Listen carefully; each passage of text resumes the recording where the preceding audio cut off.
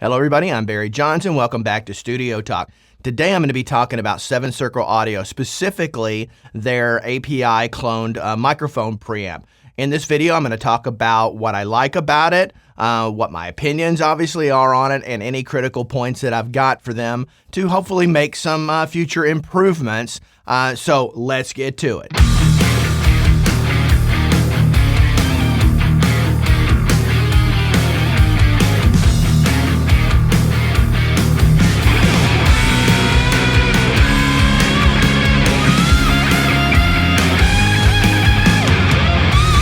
Okay, so recently I did a review on their Neve style microphone preamp.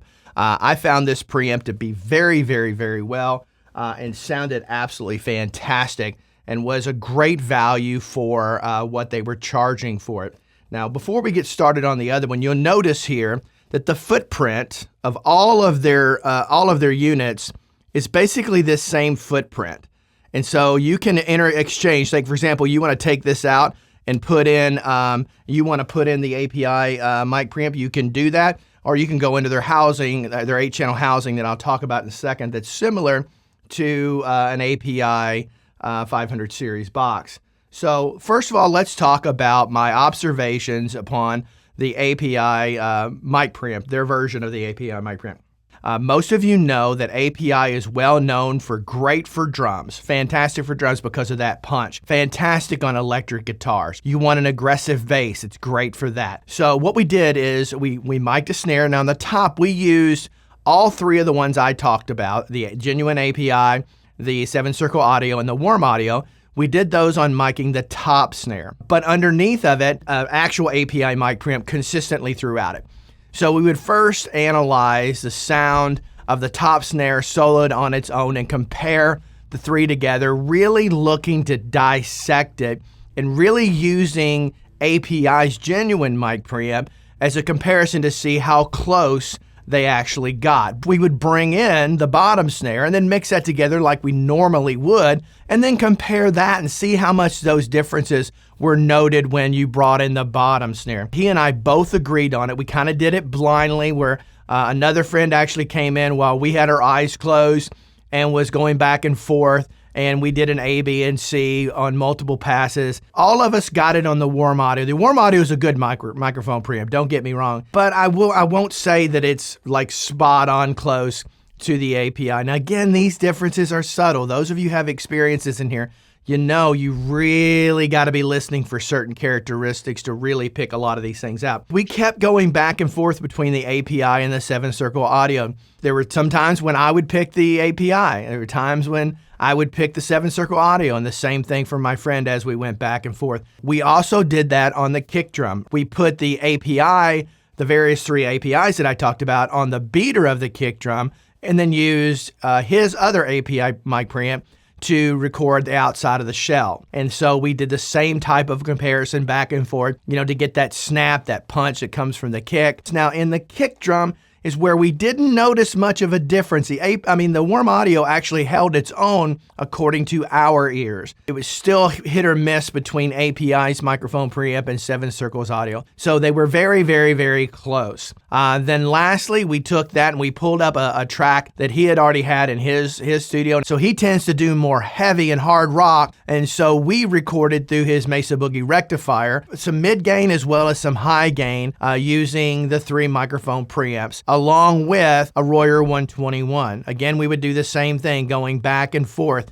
so that basically the Royer is always going through the genuine API preamp, and whereas this SM57 was going through the 3 different ones. Here's one where it really stood out. Neither one of us could honestly detect which one was the API and which one was a 7 Circle Audio in this particular setting. And this is another area where the Warm Audio did a good job. So if you own the Warm Audio, feel good about the microphone preamp that you have. It will certainly do it and do a really good job. But this really is about, the Warm Audio is lesser expensive than the 7 Circle Audio, and the 7 Circle Audio is quite a bit less expensive than the API. The end result was, without a doubt, in my personal opinion, felt like the 7-Circle Audio certainly without a doubt held its own to the genuine API. But if I were going into a studio that had an API console or had multiple API mic preamps, especially considering I would be tracking the whole drums and everything, I would use the genuine API across the board. But if I walked into a studio that had nothing but 7-Circle Audio API,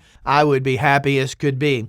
Now, one of the things that is obvious comparison is between Cappy Audio's, mic preamp as well as their version of it. I would have loved to have compared that to see where those stood because, as you know, I'm a huge fan of Cappy Audio, but I've also quickly becoming a huge fan of 7-Circle Audio. Where I find some challenge with 7-Circle Audio is in this, and I think a little birdie, I'll say a reliable birdie, kind of got in my ear and told me that what I'm about ready to talk about is forthcoming. And I think that's going to make a difference and create a better market for them. But first of all, the first thing I'm going to say is this proprietary housing. I'm not a fan of it. Although it's all built like a tank, both their mic preamp as well as a compressor I'm going to be doing a review on, a DBX 166 style or 160 style compressor, as well as the API style mic preamp, they're all built like a tank. I mean, all the components in there are solid, the housing are solid, and everything else like that. You're getting a device that will last you and go through many, many, many years, if not decades of solid use. I got to be careful saying decades. That may be pushing a little bit too far. But anyway, the bottom line is what I'm trying to say is they're very, very, very well built. However, the proprietary housing, do I like the idea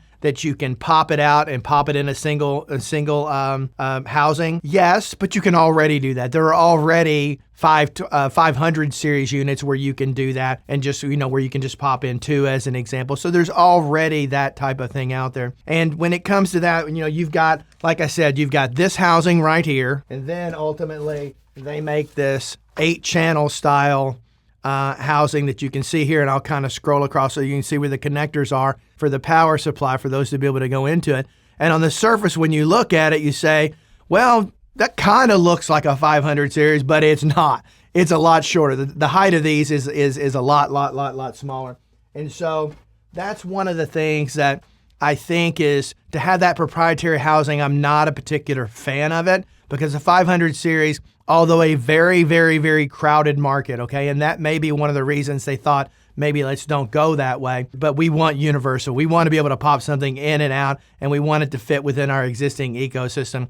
And since the 500 series has blown up so massively and it's become so popular, I think they really have to do that. So what did that birdie tell me? Yes, that birdie said, hey, 500 series are on the way. So if you're curious about that and you're wondering about if they're going to offer that as an option too, then by all means know that that's headed down the pipeline, hopefully sooner than later. As far as buying them today, look, if you're just looking for a single microphone preamp, then by all means, you can't go wrong with this. You cannot go wrong with it. Just buy it right now and be done with it. You can put it together and save yourself some money. But if not, they sell them pre-assembled where they assemble them at the factory, unlike Cappy, which usually if you're going to buy a pre-assembled Cappy unit, you're going to be doing that via someone else on Reverb who's buying the components and putting them together. Now, the difference is only like $80, okay? It's only like an $80 difference having them put it together versus you. So you can make a decision whether you want to save $80 or not, or just forego the headache and do it on your own. Some of us, like myself, I actually enjoy doing things like that, so that would be compelling to me. When you buy this unit, you buy just the unit inside of it alone, not the housing. The housing is sold separately from the main unit, and I'll go over those prices right now. Okay, as you can see here, here's the mic preamp model. They call it the A12B. The mic pre alone, and when you assemble it, is $299, but if you get it fully assembled, it's $379. That's a single module case with power supply, and that's $169. You can buy it fully assembled for $225. So if you buy it for $225 and you buy that together, that's $379. So you add those two together, that's your total price out the door, which is a little over $600 or right around that, give or take. I think in that price range, this is an exceptional value in my opinion. In that price range, you're getting, if you buy both of those together, the housing and this together, you're getting an exceptional value. Now it's going to be interesting to see when they do come out with the 512 series, of which that makes the housing no longer needed. But if they could keep that mic pre to under $400 assembled or under $450 assembled, I think you got a freaking home run. I mean, a home run. I'm not trying to tell them where to price it. And I'm not even suggesting that's what the price needs to be or is valued at. It's actually, in my opinion, valued at more than that if it's in a 500 series, only because the quality you get from it. Now, so my other criticism / suggestion is people like pretty things. People like things that look cool. They like things that are immediately recognizable. So when they go to grab it, they know exactly what they're grabbing for. Again, I think we would all agree that judging a piece of gear should be sonically and nothing else. Nothing else should matter. But if you can have it sonically sounding great and still looking cool, I don't know who wouldn't want that. I want that. I like that. Okay. So that's one of the areas where I think Cappy Audio does a phenomenal job in their emulations of API gear, is because down to the knobs and the color scheme, everything kind of replicates or is in the vein of the look of API's gear. The challenge with their devices is basically they all look the same from a distance. If you're looking at this sonically, I think you've got a home run in the price point. I think it's a home run without a doubt. If you're judging this thing by the looks, I think it's a complete failure. No offense, complete failure. But you can do better and you can change. If you're doing a Neve clone, make it look in the Neve vein. If you're doing an API clone, make it look in the API vein. So it's very quickly, I can go straight to it. When I find a piece of gear, I like it, I promote it. I'm promoting. I'm not telling you to go buy it, but I'm promoting it. I'm saying, I guess it's got my thumbs up. That's kind of cheesy. But anyway, so if you like the things I talk about, do me a favor, subscribe to the channel. Really helps me out. And then also leave some comments down below. If you've used some 7-Circle Audio gear in the past or you own it right now, tell us what you think down below. If you've been searching for a 500 series and you want to talk about that, the various options out there, there are more options out there than the ones I covered that cover API style things. Let's get that covered. But one last thing that I want to remind everybody, and this is why it's important to stay to the end of my videos, is I didn't know this, but I just learned last week by watching a Produce Like a Pro video where Warren was talking to a representative from API regarding one of their consoles. And they started talking about the microphone preamps. And then, so basically all of, whether it's the 212, 312, or 512, they're all basically the same microphone. There's really no sonic differences between any of them. It's all in the housing and the way they're assembled and put together to fit into a particular space. I didn't know that. Neither did Warren. He was surprised too. So there's a piece of information. If you're looking, you're trying to say, should I buy a 212? Should I buy a 312? Should I buy a 512? It really doesn't matter according to API. Again, leave some comments down below. But until next time, have yourself a great day. Bye-bye.